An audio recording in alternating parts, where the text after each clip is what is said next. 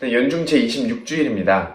사실 지난주는 한국에서는 한국 순교성인 대축일로 지내는 경우가 대부분이었고, 그리고 미국에서는 이제 그렇게 대축일로 지내지 않기 때문에 이제 복음도 다른 부분이 있었고요. 그리고 또 이제 제가 이제 논문 이제 계획한 이 단계가 있는데, 그 단계에서 이제 막바지여가지고 이제 열심히 좀 쓰느라고 이제 차마 묵상 나눔을 올리는데 좀 시간이 걸려서 이제 스킵한 부분도 있습니다.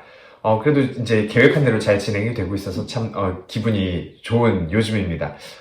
여러분들 혹시 세례를 받지 않은 사람, 혹은 성당에 다니지 않는 사람이 구원을 받을 수 있다고 생각하시나요? 이 질문에 대해서 여러 가지 생각들이 있을 수 있을 것 같아요. 근데 이 질문은 사실 오늘 복음 안에서 제자들이 맞닥뜨린 상황과 참 비슷하다는 생각이 듭니다. 제자들이 이제 자신들의 공동체에 속하지 않은, 예수님을 따르지 않는 사람이 예수님의 이름으로 그런 병자를 치유하고 이런 여러 가지 기적들을 일으키는 그런 모습을 보고 하지 못하도록 막은 거예요. 이 사람은 이렇게 예수님의 이름을 사용해서, 예수님의 이름을 통해서 사람들에게 그분의 어떤 일을 할 자격이 없다라고 생각을 한 거죠. 크게 다르지 않은 것 같아요. 우리가 성당에 다니지 않는 사람이, 아니면 세례를 받지 않은 사람이 구원을 받을 수 있다 없다에 대해서 우리가 이렇게 논하는 그러한 내용이죠. 그런데 사실 이 질문은 근본적인 부분으로 되돌아갈 필요가 있어요. 우리가 이 사람이, 어떤 이 다른 사람이 구원을 받을 수 있느냐 없느냐에 대한 문제를 논하기 이전에 구원의 주체가 누구인가, 먼저 그것을 생각해야 된다는 내용이죠.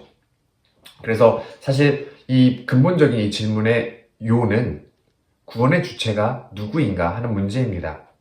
바로 정답은 우리가 다 알고 있죠. 예수님이 구원의 주체이고 우리는 구원의 객체라는 사실이에요. 그래서 예수님께서는 말씀하시죠. 그를 막지 마라 하고 말씀을 하세요. 모든 구원의 문을 모든 사람에게 열어놓는 예수님의 그러한 자비와 또 그러한 예수님의 자비를 국한시키는 인간의 모습이 대조적으로 잘 나타나고 있는 복음이 오늘 복음의 첫 부분이 아닐까 싶습니다.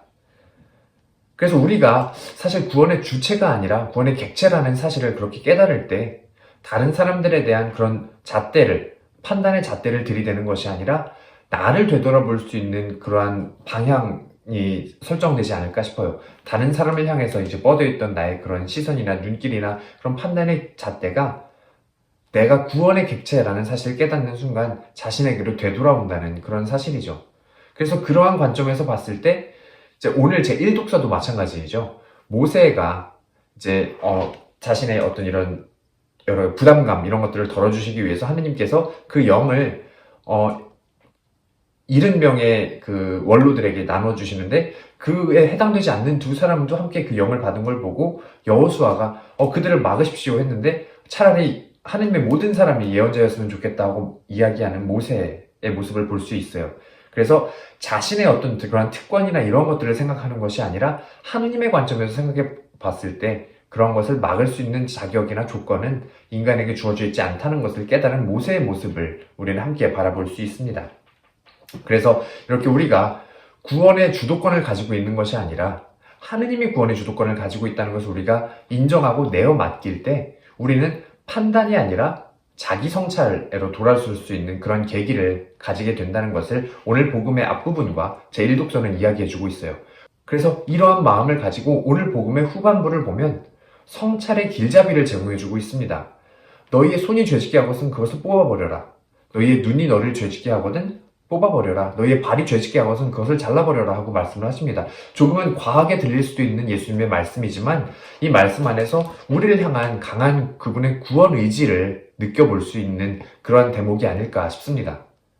그래서 이 복음 내용을 전체적으로 함께 놓고 바라보면 예수님의 자비와 그 후반부에 나오는 예수님의 정의가 함께 녹아져 있다는 사실을 볼 수 있어요. 그래서 이 부분은 바로 예수님의 이러한 모든 구원 활동 안에서 그분의 자비와 정의가 함께 잘 녹아들어 있다는 것을 상징적으로 보여주는 것이 아닐까 묵상을 해봅니다. 그리고 그렇게 예수님의 자비와 정의를 함께 묵상할 때 옛날 이제 성어가 하나 생각이 나요. 대인춘풍 지기추상이라는 그런 표현인데 좀 올드한 그런 느낌이 좀 있지만 상당히 흥미롭고 중요한 내용을 우리에게 전해주는 것 같아요. 다른 사람을 대할 때는 봄바람처럼 그렇게 따뜻하게 대하고 자기 자신에게 향해서 그렇게 대할 때는 가을날의 서리빨처럼 그렇게 대하라는 그러한 의미이죠. 그래서 다른 사람들에게는 예수님의 자비를 내가 보일 수 있고 나 자신을 성찰할 때는 그분의 정의에 초점을 맞추어서 나를 돌아볼 수 있는 그런 신앙인으로 거듭해 나갔으면 좋겠습니다. 아멘.